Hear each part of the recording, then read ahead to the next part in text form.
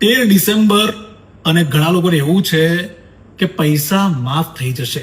ચલાણ જે આવ્યું છે એના પૈસા ભરવાના નથી લોક અદાલતની અંદર. એવું નથી ભાઈ, ભરવાના તો છે.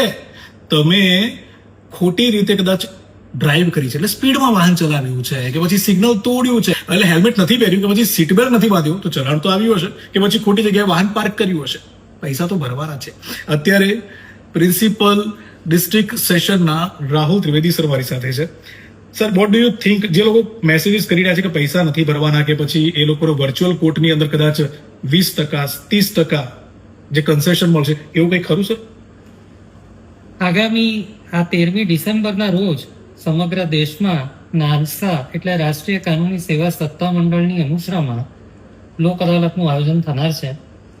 લોક અદાલતની અંદર અલગ અલગ શ્રેણીના કેસો સમાધાન માટે મુકાતા હોય છે, અને તેમાં સૌથી પ્રચલિત શ્રેણી એ ટ્રાફિક ચાલાણના કેસો હોય છે. આપણે ખૂબ સૂચક કહ્યું કે ટ્રાફિકના નિયમોનું પાલન કરવું એ તમામ નાગરિકોની કાયદેસરની અને નૈતિક ફરજ છે.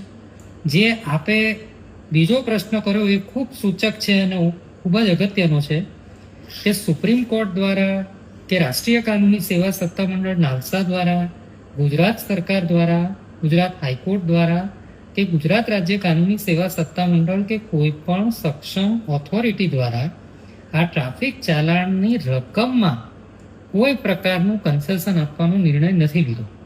પણ લોક અદાલતમાં આ ચાલાણ કેસ પૂરો કરવા માટેનું એક ખૂબ સારો બેનિફિટ એવો છે કે જો તમે આ પૈસા ભરી દો તો એ એનસી કેસ રજીસ્ટર કરવા માટે જે ટ્રાફિક ડિપાર્ટમેન્ટ વર્ચ્યુઅલ કોર્ટમાં મોકલે છે એ આગળ કાર્યવાહી થતી નથી અને પૂરી થઈ જાય છે.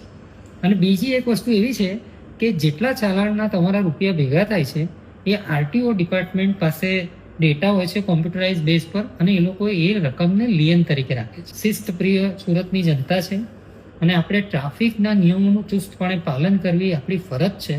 તેના ભાગરૂપ જે ચાલાણ આવ્યું છે તેને સ્વીકારીને એનું પેમેન્ટ અધિકૃત લિંકથી અથવા એમાં જણાવેલા જે સોર્સ છે તેનાથી કરવું, અને કોઈ આવી ખોટી દોરવણીથી કે આમાં કન્સેશન મળવાનું છે કે ડિસ્કાઉન્ટ મળવાનું છે તેનાથી ના દોરવાવું.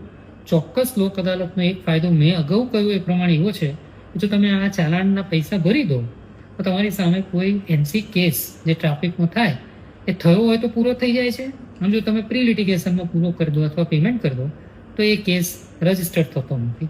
એટલે એક સારો અવસર છે અને એક સારી શરૂઆત તમે 13 ડિસેમ્બરથી કરી.